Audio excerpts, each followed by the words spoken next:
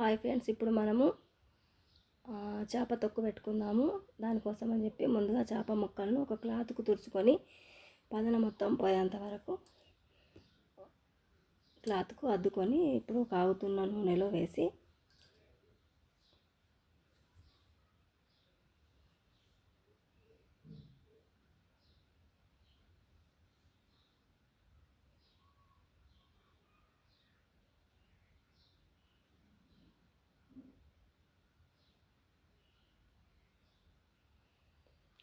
అటు ఇటు రిటర్న్ చేస్తూ చేప ముక్కలన్నీ చక్కగా గోలించుకోవాలి.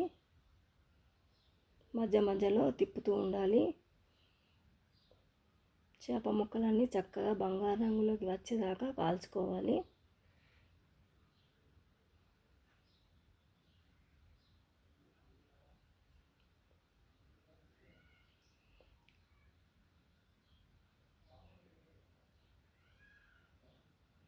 చేప ముక్కలు ఒకటికొకటి అంటుకుంటే వాటిని అంతా విడదీసుకుంటూ అటు ఇటు రిటర్న్ చేస్తూ చక్కగా ఈ రంగు వచ్చేదాకా కాల్చుకొని పక్కకు తీసుకుందాం.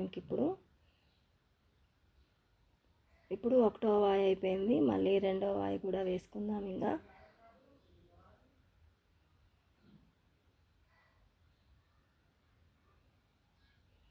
ఇప్పుడు రెండో వాయి చేప ముక్కలు కూడా గోలిపోయినాయి. ఇంకా మనం పచ్చడికి తయారు చేసుకుందాము. పచ్చడికి ఒక 4 నిమ్మకాయలు తీసుకొని రసం చేసి పెట్టుకున్న అల్లం వెల్లుల్లి ముద్ద, పచ్చి మసాలా, ఉప్పు, కారం. ఇప్పుడు మనం చేప ముక్కలు తీసినాం కదా, అదే నూనెలా అదే చేప ముక్కలు తీసేసి అందులో అల్లం వేసేయాలి.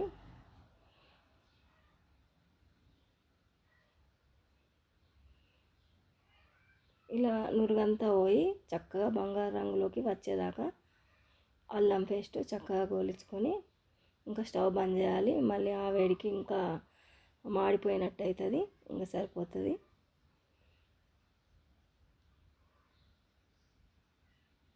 ఇప్పుడు మనం మెంతులు, జీలకర్ర వేయించిన దంచి పొడి చేసుకుందాం. ఇప్పుడు నూనె చల్లారిపోయింది, దాంట్లో పసుపు వేసుకొని ఈ జీలకర్ర మెంతుల పొడి వేసుకుందాము. తర్వాత పచ్చి ధనియాల పొడి కూడా వేసుకుందాము.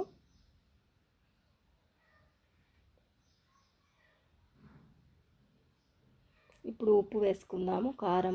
ఇప్పుడు కారం వేసుకొని ఉప్పు వేసుకుందాము. ఇవన్నీ చక్కగా నూనెలో కలిసేలా మిక్స్ చేసుకుందాము.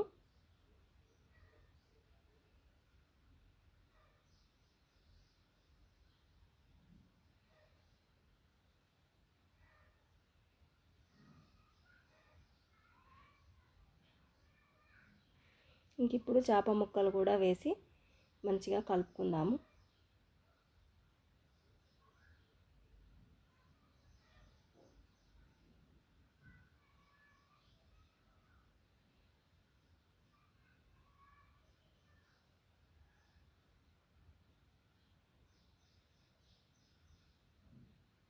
ఇప్పుడు చేప ముక్కలన్నీ ఆ పోపులో చక్కగా కలిసిపోయాయి. ఇప్పుడు నిమ్మరసం పోసుకొని మళ్ళీ కలుపుకోవాలి. ఇంతే ఫ్రెండ్స్, చేప ముక్కల పచ్చడి తయారైపోయింది. ఎంతో టేస్టీగా కమ్మగా ఉంటుంది. ఇంకా మనం సంవత్సరం అట్లా నిల్వ ఉంచుకోవాలంటే ఇంకా ఎక్కువ ఆయిల్ పోసుకోవాలి. మనం మాగాయలు ఎట్లా ఆయిల్ పోస్తామో అట్లా పోసుకోవాలి. ఇది ఎక్కువ రోజులు ఉండదు కాబట్టి నేను ఇంతే ఆయిల్ ఉంచినగా. ఇంతే చేప ముక్కల పచ్చడి రెడీ అయిపోయింది. Thank you friends. మాను కేర్ ఆఫ్ సీను ఛానల్ని సబ్స్క్రైబ్ చేయండి, లైక్ చేయండి, షేర్ చేయండి. మరిన్ని వీడియోస్ కోసం వెయిట్ చేయండి. టేస్టీగా చేప ముక్కల పచ్చడి